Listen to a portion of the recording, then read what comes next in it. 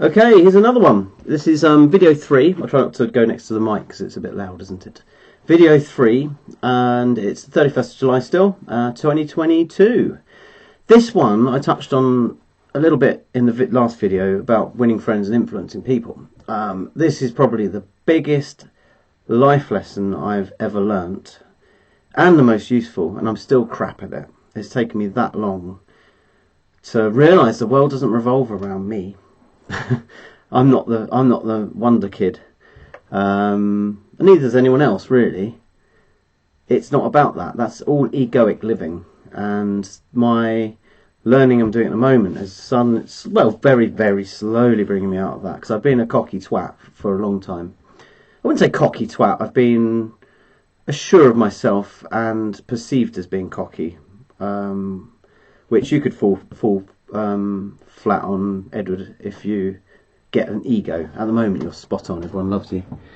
And yeah, some people like egotistical people. Be your true self, that's great, it's really great. But you can do two things. You can be your true self and alienate other people. Some people just get on with people naturally, like mummy.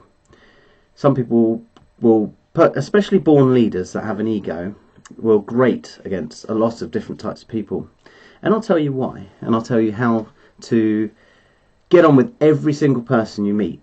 Literally, this is like the formula. It's so simple. Here we go. So first of all, you have to be happy. Smile. Be positive. Be a leader when you need to be. Be the compassionate shoulder to cry on when it needs to be. Be a all-round decent, spot-on person. And have compassion for other people. We'll get into that in a minute. And also regulate and be aware of your emotions. That takes time, obviously. You're not going to learn this overnight, although we're trying our best to teach you. So once you can... Emotional thinking is very dangerous, especially when people are scared. This is what the news tries to do. It tries to keep you in fear. So when you're in fear, so I suppose it's vibrational frequency and access to whatever's up there. I don't think information's stored here. No, probably up there somewhere, or all around us. You can access it. So people will act out of emotion, and they will do silly things. Humans are extremely mental. They're very, very dangerous when they're in that state. And emotional thinking is in some ways quite good, especially if you have to run away from something like a saber-toothed tiger. But in this modern world, it's probably one of the biggest curses humanity has. But it goes both ways. So you can have an emotional thinker when everything's great in love, but when it's all bad, it's like phew, it's a very it's not unpredictable. Let's face it. So if you can be aware of your emotions and regulate your emotions, you can deal with other people who are emotional much better. Let's say someone comes up to you and says, "Why, get out of my way, you're an idiot," because you're just stood there and you don't realise you're stood in the way. Let's say, "Get out of there," and you say, "Oh, I'm so sorry, I will move for you," rather than going, "Oh, piss off, you wanker." I had it yesterday actually. I went to the dump. That's interesting. And I didn't see the other car coming. There's another car went on a one-way system, so it's got a bollard, so you actually have to go through. The other guy had right of way, and I pulled in as much as I could, but slightly out of the road. The guy could have easily got through, and I was like, he can drive through there, and he didn't. And I was like, okay, right. So I tried to, I got it a little bit more level, and as he drove past, he went, "That's more like it," or something like that. And I immediately thought, I immediately had the emotion of, that's not very nice, that's really horrible, that makes me feel bad. And I was aware of that. And I purposefully went through the motions of thinking, I don't know who he was, I'm never going to see him again, it's not my fault, it's not my problem. I'm not going to let someone else's emotions ruin my day, potentially. It could have done, but it didn't. So there we go. Avoid disagreements. So if someone is even if they're wrong, you'll never come out of an argument positively, because even if you prove someone wrong, if they say, "Oh, the world's flat because of this, that, and the other," or a flat earther, the world's round, is a sphere, right? Which I don't know either. and you say, no, how can that be true? But oh, you're wrong because of this, that, and the other. Blah, blah, blah, blah, blah, blah, blah. And then that person might actually think, well, yeah, you got a good point there. You can't argue against me. But they'll still be thinking, that guy's an idiot. I don't like him because he doesn't agree with me. So sometimes the best thing you can do is just walk away from an argument, or just agree with someone even when they're wrong, or take an interest in them, which I'm just about to go into. There was a good story. Oh no, something else. Don't worry. Yeah, and people will only care about themselves, right? Always remember this. This is the golden rule. And like I've been for most of my life, people think the sun shines out of their arses, or if they don't, they're worried about themselves. And everyone has an inner child. They want to be appreciated and thought of as someone special, and there's nothing wrong with that. And the best thing to remember is, some people, if they've got a toothache, they'll hold that in higher regard than, let's say, a family member that who's dying. They'd rather sort out their toothache than go and see the family member, or a war, or a town just got blown up in some country somewhere. So it's really, really important to take an interest in them when they're talking. Really, really sit down and be with them in the present moment, which I discussed in the last video. Be in the present, understand them. And I'm saying this because this is something I'm far away from mastering. I am terrible, but I'm getting better, so that's good. And just sit down and don't think about what you're going to say next. Don't ever interrupt, which I do absolutely horribly, but I'm getting more aware of that. And really, really indulge in what they love. Ask them about their hobbies. This is especially a point for if you've got a girlfriend or boyfriend or whatever. When you go on a date, that kind of thing. Really, really ask them and get interested. And there's accounts, if you want to do good business, for example, you could actually stalk them on social media. I doubt Facebook's going to be around forever. And find out what their passions are, and find out something about unicycling, or I don't know, kite flying. Find out some information and say, and then ask them questions. Say, okay, so what's the highest kite ever flown? And I said, wow, that's really cool. What kind of kite flying do you do? Is there different types? I don't know anything about kite flying. And people will absolutely engage with you. And this is a story I wanted. Dale Carnegie was sat talking about lepidoptery, I think, something like that. Oh no, it's plant. That's butterflies, isn't it? Plant. Someone knows a lot about plants, anyway. And he sat with them all evening because he was actually really interested. He didn't say a word. And he just sat there, wow, asking leading questions and making the person feel valued. That's what people want. They want to feel valued. And this is really, really important. If you're a boss, if you're in work and you're in charge of people, and it can work the other way. You can actually do this with your own superiors. You can make them feel valued. So care about people. And what else did I say? Yeah. Oh yeah, think about how you would feel, because there's so many times in my life I've come out with cocky, stupid comments that could have really, really. There's one time actually, I was in a restaurant just down the road, Monty Gardens, probably still there by the time you're older, and there was a young boy, he must have been 17, serving us, and I can't remember exactly what I said, but it's he's telling me where the potatoes are grown and stuff like that, and I interrupted him. And I said, I'm going to stop you there. Ha ha ha ha. But I absolutely hate fish or something. And he just walked off. Because he was obviously really nervous. And he probably thought, what an arsehole. So that's one example. Okay. So think how the other person would feel. Because everyone's different. Everyone's got their own things. Like the man I mentioned across the street. Who hasn't got the confidence, I don't even think, to talk properly to his children. I've watched him walking back from the pub once.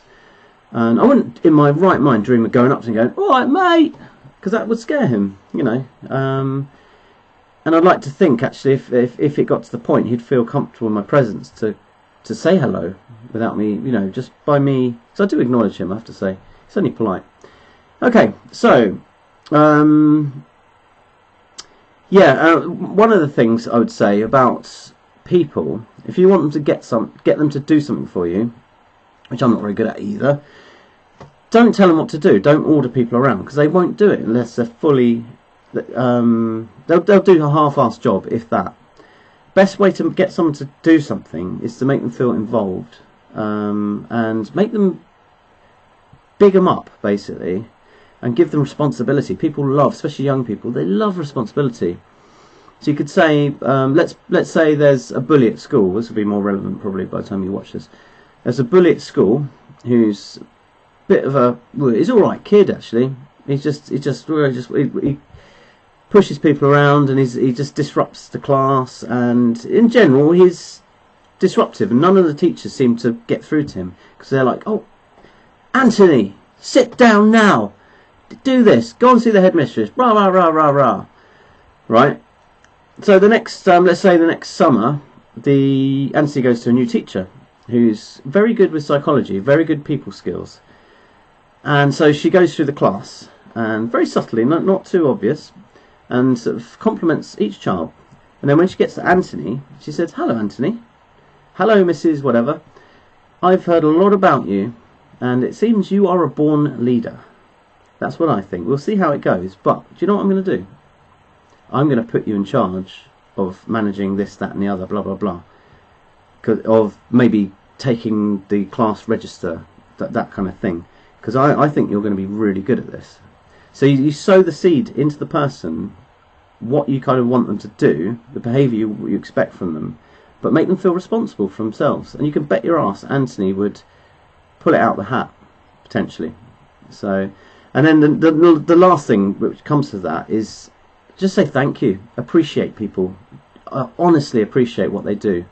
When someone does like a really nice thing for you, or even if they don't, even if they do something, a really good job, let's say it's not even connected to you, go, I watched you do this, that and the other. You didn't have to do that, did you? Well done, that's really, like, I'm really impressed. Something like that. I'm getting better at that, definitely, because I've been running the weddings. That's really important. Oh, actually, here's a good one. Last week I did a speech. Brother Bride did a speech, and he was really nervous. So I introduced him, and his son had literally just burst into tears. Both burst into tears, so they're emotional already. And he was bricking it, and he said several times, "I'm really, really nervous. I'm so nervous." I mean, I wouldn't have noticed. He did a pretty good speech, and it was as soon as he got to, because his son said that they're best friends. It was lovely, a really nice moment. And then they all both started crying. It was lovely. And I said at the end, I got the microphone, and I said, "Do you know what? Dennis, whatever his name was, said that he's going to be nervous." And I actually thought it was one of the loveliest, heartfelt, wonderful speeches I've ever seen in my whole life. Let's give it up for Dennis. Right, so the whole room was like, yeah, and he was sat there going, bloody hell, you know. And then I went up to him personally afterwards. I said, that was really good, well done. And you could see in his eyes, he was like, yeah, thank you. That was a big thing for him, not only what he was doing, because he doesn't like public speaking. Most people don't. I love it, but I never used to. I will go to that in another video. And it was also very emotional, and he had a real sense of achievement on his face. So there we go. And almost lastly, remember people's names. I'm going to do other videos related to this, which will be a bit more in depth when I go through it. I don't know what I'm doing yet. These are the main things anyway. Remember people's names.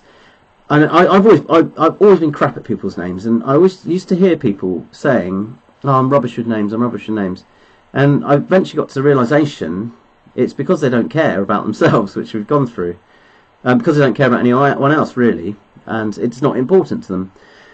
And one way of learning names, and learning anything in fact, is name association, and it's so easy. It's so easy. It'll take you 10 seconds, 5 seconds maybe.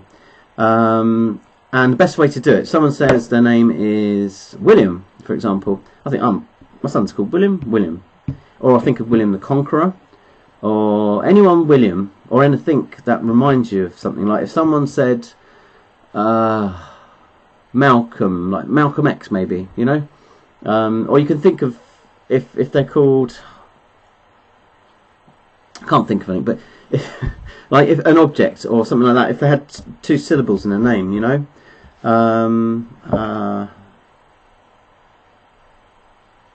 I can't. Ben Deere. Okay, so I think of Ben, someone that I know called Ben maybe, or Ben Nevis. Yeah, Ben Nevis, and you can link it. Ben Nevis, and then you'd have deer, wild deer, walking around the hills. Visualise it. You'll remember their name. It doesn't last forever. It will go eventually if you don't practice it over and over. But that's a good way to remember people's names. Use their names. I'm really crap at this. But when you meet someone, say, hello, Tony. Hello, Bob. And then you can remember what the conversation you've had. How's the golf going? Have you been able to do this? Blah, blah, blah, blah, blah. Look people in the eye. That's one I didn't put on the list, actually. Eye contact is really rare. Really rare. If you really look someone in the eye, not like psycho shit. But so let's pretend I've just walked into the room. So, oh, hi Bob. I'm smiling. I'm being positive and genuine. Hi Bob. How's Vera, your wife? She had a brain operation. Oh, I'm so sorry to hear that. And you're shaking hands at this point. Hi Bob. Nice to see you. Okay, yeah. Oh, that's so bad. What? How did that happen? Oh, right. And just take as long as it takes. You know. And there's a lot of stories. I know it gets into realms of manipulation here, but I'm not really talking about business, but it does help. I'm more talking about personal stuff. But then you can actually get to the point where the person's just so over bold with your personality. People buy people. I don't like those sayings, but that's true. Sex sells. And yeah, so that's my 10 tips on how to kind of get on in life with people, having good people skills. Oh, and wash properly and have good hygiene, dress properly. Don't stink or go into work wearing a beaten up piece of crap. Okay, bonjour.